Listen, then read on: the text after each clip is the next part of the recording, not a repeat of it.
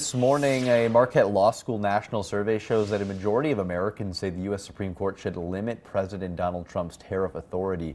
The latest poll shows 63% of adults believe the court should limit that power. This poll stems from a federal appeals court's ruling that limits the president's authority to impose tariffs on imports to the U.S. The Supreme Court has not made a decision on that case. A majority of Americans also say the court is avoiding that ruling against the president.